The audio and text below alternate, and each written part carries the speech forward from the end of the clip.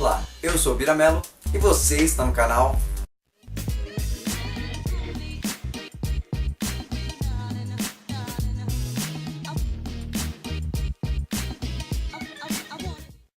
Essa notícia, na verdade, que a gente vai dar hoje, na verdade não é notícia, nós vamos contar um pouquinho de uma história muito interessante que fez aniversário, fez 30 anos essa semana. E um dos mais importantes seguidores pra mim, meu filho, ficou me enchendo, falando: pai, eu vim na escola falar de um tal de Chernobyl, pai, que é isso, Chernobyl aonde, não sei o que. Eu achei que era só um papo de criança, mas ele, como filho de um curioso, ele se tornou um curioso também. Ele ficou a semana inteira me perguntando: pai, o que significa Chernobyl? O que é isso, meu pai? O que aconteceu lá? E eu resolvi fazer esse vídeo porque algum tempo atrás também algumas pessoas tinham pedido e eu achei que não tinha necessidade, porque tem muita história de Chernobyl. Mas isso veio à tona essa semana por quê? Porque foi concluído o sarcófago, vamos dizer assim, que estava previsto desde a época do acidente de Chernobyl. Então você que não conhece na história de Chernobyl, fica atento que hoje vai dar uma pincelada, uma coisa rápida, pontos só importantes que deixem esclarecido o que significa o que significou essa cidade para nós, o que significa essa cidade para nós. A história, infelizmente, de uma catástrofe que aconteceu na década de 80 e é muito interessante, tá? Então a gente vai começar hoje falando um pouquinho da história. Na verdade, a história mais marcante você vai ver que é uma cidade chamada Pripyat, né? Pripyat era a cidade que existiam os reatores ali, que eles geravam energia para 10% da Ucrânia. E naquela época a Ucrânia fazia parte da União Soviética. E eles estavam num confronto histórico com os Estados Unidos, aquela época da Guerra Fria, não sei se você ouviu falar disso, com certeza já ouviram. Eles tinham medo. Por quê? Porque esse reator é um dos mais importantes da Ucrânia naquela época. Então esse reator ali em Pripyat, eram 4 reatores, tá? De grande potência. Eles ficavam sempre fazendo teste nesses reatores para que não houvesse nenhum problema. E um dos testes mais importantes que havia nesses reatores era um teste em que eles simulavam, né, um ataque, né, no qual desligaria essa usina. Eles tinham que fazer um teste para saber se os motores a diesel eram capazes de sustentar essa usina nuclear por si próprio. Então, normalmente o que eles faziam? Eles desligavam, né, toda a estrutura e deixavam só no motor para ver se o motor suportaria. Bom, mas vamos começar falando alguns detalhes que é muito importante para que a gente compreenda o que aconteceu nessa época. Pripyat ficava acima de Chernobyl e a 18 quilômetros da Bielorrússia, então ficava ali bem no centro ali da estrutura da Ucrânia. E também ficava a 110 quilômetros de Kiev, a capital da Ucrânia, né? Quem gosta de futebol aí tem o Dinamo de Kiev, então só pra gente ter uma noção ali, que era inclusive o time mais popular da Ucrânia. Você gosta de futebol, tá ouvindo isso aí, é bom que você saiba, sempre foi o time mais popular ali. Porém, no dia 26 de abril de 86, essa usina aqui, como eu falei, ela tinha sido construída desde a década de 70, né? Em 26 de abril, o senhor Anthony Dyatlov, inclusive um homem que na história é dito como um cientista muito arrogante, né? Ele dizia que ia acontecer e que era do jeito que ele queria, e não importa se um outro técnico, uma pessoa experiente com ele falasse, ele não atendia, ele era extremamente arrogante, prepotente, diz a história. E ele cismou que naquela noite ele tinha que fazer um teste ali, ele tinha que desligar os reatores para que eles pudessem desligar a estrutura, para que realmente viesse verificar se era possível, se os motores a diesel conseguiriam supor. Só para que a gente entenda, eu vou falar bem a grosso modo, o que acontece numa usina nuclear. Ela é geralmente mergulhada, ela é construída numa piscina d'água. Por quê? E dentro dessa piscina d'água, desse local, geralmente é redondo, não sei se vocês viram, geralmente é um lugar redondo, uma estrutura realmente de alta segurança por conta da temperatura que aumenta ali. O que é posto? É posto algumas hastes, né? Você tem hastes de urânio e hastes de boro. Por quê? O boro ele tem a função ali dentro de resfriar, né? Se caso o urânio ele se aquece, porque ele tem uma função de aquecer, né? Ele é altamente nuclear, então ele tem essa coisa de aumentar a temperatura muito rápido. O boro faz o contraposto, ele resfria. Então você imagina, por exemplo, vocês têm um recipiente cheio de palitinho dentro, uns são boro e outros são urânio. Então o que acontece? Quando eles tiravam esses boro, levantavam um pouco esses boro, o que acontecia? O urânio ele superaquecia, isso fazia com que gerasse vapor naquela piscina. Gerando vapor, aquela piscina geraria reatores, e esses reatores geravam energia. Basicamente é isso que acontece numa usina nuclear. Para você que não sabia, agora você sabe bem, a grosso modo. Você que de repente tem mais instrução que eu com relação a isso, me perdoe se eu falei alguma besteira, se foi ridículo, coloca nos comentários aí, me corrija nos comentários, que para mim também é importante. Isso é grosso modo. Mas para que a gente fique sabendo com mais detalhes, você vai dar uma olhadinha neste vídeo que vai te explicar mais ou menos como funciona. As barras de controle são o acelerador e os freios do reator nuclear. Abaixo da tampa de 15 metros do reator estão 1.661 canais de urânio combustível que descem até o núcleo do reator. A quebra dos átomos de urânio libera uma imensa quantidade de calor dos canais de combustível, transformando a água em vapor. É esse vapor que faz a turbina gigante entrar em ação e gerar eletricidade. Para controlar essa energia, 211 barras de controle feitas de boro estão espalhadas pelo núcleo do reator. Se forem erguidas, a energia aumenta. Se forem retiradas por completo, os engenheiros ficam impossibilitados de acionar os freios. Então, já mais explicado um pouquinho, o que aconteceu? O Sr. Dautolov mandou subir as hastes de boro para que pudesse superaquecer, para que ele pudesse fazer o teste, então. Só que aconteceu, no projeto que fizeram, essas hastes de boro, elas estavam com grafite, elas foram, tinha uma base de grafite, né? E o grafite também ele pode reagir quimicamente de forma muito forte com relação a essa estrutura. Quando ele fez essa manobra, o urânio superaqueceu de forma fora do comum. Então ele mandou que baixasse as hastes de boro para que ele pudesse resfriar o local e não haver um acidente. Porém, por conta do grafite que tinha na ponta das hastes de boro, houve uma reação química e aí aconteceu uma grande explosão, né? Aquilo superaqueceu e se tornou incontrolável e aí ocorreu o famoso acidente ali na região de Pripyat, na área de Chernobyl, que é a cidadezinha menor ali. Essa explosão foi tão conhecida que todo mundo ouve falar. Então hoje você que compartilha está entendendo um pouquinho mais nos pormenores. E o que aconteceu? Logo que houve essa explosão muito grande, o governo russo, na verdade, ali, ele não divulgou ainda, né? Demorou, se não me engano, uma semana para que ele pudesse divulgar para toda a Europa. E ainda ele só divulgou porque a Suécia detectou na época que havia um nível de radiação muito alto e ele andou procurando, e aí então o governo russo naquela época sentiu a obrigação de dizer que tinha acontecido este acidente.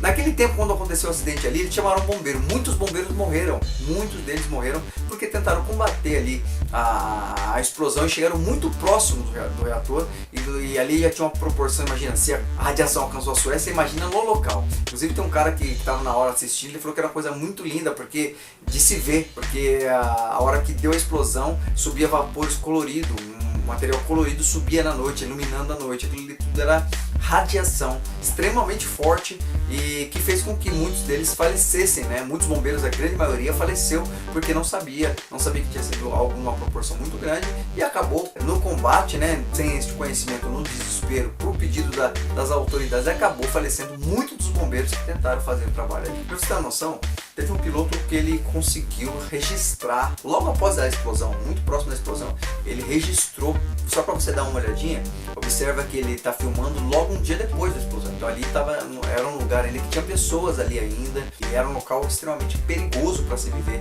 Inclusive ele correu muito risco de estar ali próximo naquela situação ali, mas parece que ele não chegou a ser contaminado porque ele ficou muito pouco tempo e foi embora. Mas é muito interessante você ver como ficou, olha como ficou logo após a explosão, como a situação estava. Então houve um desespero. Uma semana depois, a Suécia detectando comunicou e a Rússia falou: poxa vida, é mesmo, houve aqui uma explosão nuclear, uma simples explosão nuclear aqui no reator 4 e a gente está tentando solucionar já. Mas eles não tinham dito que havia uma semana, né? Então já tinha contaminado toda a Europa. Uma coisa interessante é que eu não sei, todo reator ele fica embaixo dele, tem uma piscina d'água, que essa água é usada também para resfriar. Então toda a estrutura ali é feita debaixo d'água. Corria-se o risco do quê? Com a explosão e depois que eles detectaram, todo o reagente nuclear ele correu o risco de encostar, de contaminar uma área. Por isso que toda usina nuclear fica próximo de um rio ou do oceano. Não sei se você já percebeu, mas todas ficam próximos. Eles correram o risco de um material radioativo invadir a água e acabar contaminando toda uma proporção muito maior do que eles tinham na verdade, contaminando não só a cidade, não só o país, mas muitas partes da Europa, porque esse rio que eles fizeram ali alcançava outras cidades e inclusive até países vizinhos. Então havia risco iminente e eles tinham que fazer algo emergencial. Qual foi a primeira coisa que o governo russo fez? Ele mandou helicópteros jogar sacos de areia em cima do local do reator.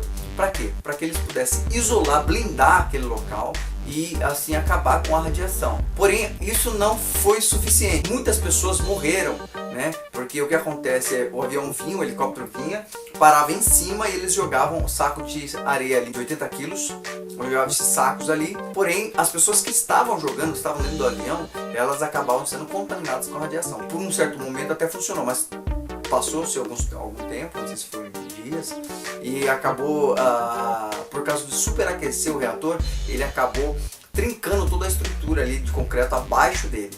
E aí o perigo aumentou. Por que ele aumentou? Porque se esse material, essa sujeira, que inclusive eles chamam de pata de elefante, depois eu vou até mostrar uma foto para vocês e eu vou explicar por que chama pata de elefante. Se esse material radioativo, que é dito como o pior material, o melhor lixo do mundo, na verdade o mais perigoso do mundo, tem contato com a água lá embaixo, ia haver uma explosão no mínimo 10 vezes maior. Se essa explosão acontece, toda a Europa seria varrida, toda a Europa. Não só a Rússia, mas toda a Europa, e as cidades próximas ali seriam varridas do mapa em questão de segundos. Então você imagina qual foi o desespero da Rússia, do governo russo, em tentar ter uma primeira medida de segurança que deu errado e aumentou a probabilidade de uma catástrofe ainda maior. Realmente foi uma situação assim, aterrorizante para o governo russo, porque eles tinham que agora muito menos tempo para poder agir. E como eles agiram? Primeira opção, eles pensaram em tirar a água dali para não ver esse problema, mas eles viam que não teriam como fazer isso porque com uma explosão houve alguns bloqueios. Segundo, o que eles fizeram então? Pensaram de imediato, vamos colocar chumbo. Por quê? Porque o chumbo vai também blindar aquela situação, aquele local ali do reator que houve o acidente, e não vai ter problema nenhum até que a gente pense em algo mais, ou melhor, nos dá tempo para que possamos pensar em algo mais eficaz. E foi o que eles fizeram, jogaram chumbo ali para que eles pudessem blindar isso ali. Só que a temperatura era tão grande que o chumbo também não conseguiu suportar e nem permanecer. Então o problema continuou acontecendo. E aí quando eles pensaram, eles fizeram um buraco ali e tal, os cientistas quiseram ver o que estava acontecendo, eles conseguiram fazer um buraco, se protegeram e tal, e eles foram dar uma olhada para saber o que tinha acontecido ali embaixo. Foi onde eles encontraram esse tal pé de elefante, que é como vocês têm visto aí. Eles encontraram esse pé de elefante e descobriram que ele deveria ser lacrado. Tem que ser lacrado porque ele não teria como mover aquilo ali, não teria como solucionar aquilo ali, e ele era um material mais perigoso que eles poderiam ter e a chave para que eles pudessem não ter problemas maiores. O que eles fizeram? Vamos fazer um sarcófago. Eles iam blindar ele com uma estrutura de concreto, inclusive foi usado na época ali 400 mil metros cúbicos de concreto, com mais 7.300 toneladas de ferro. Você imagina, muito material, muito ferro, para que eles pudessem fazer algo muito resistente, muito forte, para que pudesse blindar essa pata de elefante, como eles chamam, né? Para que não viesse ter um problema maior. Então eles começaram a fazer o trabalho, mas para que eles fizessem esse trabalho, eles precisariam limpar ali em volta por causa da explosão, houve muito material radioativo, então eles precisaram limpar. O que eles fizeram? Pegaram alguns robôs e colocaram os robôs para que eles pudessem estar limpando, empurrando aquele material para baixo para que eles possam estar limpando a área e tal. Só que os robôs, por causa da radioatividade, eles suportaram muito pouco tempo. Eles suportaram 10 minutos e parava, quebrava. E eles começaram a falar, poxa, não tem como a gente terminar isso aí com esse robô. E o que eles pensaram? Qual que é a estrutura mais resistente para aquele momento, mas que não é, que na verdade também não teria mais vida útil? O ser humano. Então eles colocaram muitas pessoas ali para que as pessoas começassem a limpar e sujar. Muitas pessoas foram, então o que eles tinham que fazer? Todo cheio de chumbo, aquelas roupas de raio-x, sabe, que você coloca? Eles colocaram toda uma estrutura daquela, eles vinham, empurravam 2 pedrinhas e voltavam correndo. Empurravam 2 pedrinhas e voltavam correndo, para que eles pudessem limpar aquilo ali. Porém, muitas pessoas morreram com relação a isso também, porque realmente, infelizmente, não foi tão eficaz, tamanha era a radioatividade do local. Uma coisa interessante também que eu esqueci de falar, é que um dia depois, se não me engano, acho que eu até errei no começo do vídeo que eu falei que demorou uma semana para limpar a cidade, não. Um dia depois, em 3 horas, o governo russo, ele esvaziou Pripyat. Claro que muitas pessoas quiseram ficar, como hoje tem pessoas que voltaram para lá, mesmo sabendo do perigo. E eles pegaram alguns homens, soldados, pessoas, limparam a cidade, pegaram 1000 ônibus, tiraram todo mundo de lá, prometeram que ia voltar, os que ficaram agora não voltando, esses morreram no local, e eles iam contratar atiradores e coisas do tipo, e eles iam destruindo casa, tudo que tinha em volta eles destruíam, tá? Eles destruíam, e esses atiradores matavam os animais para que esses animais não levassem a contaminação para outros lugares, tá?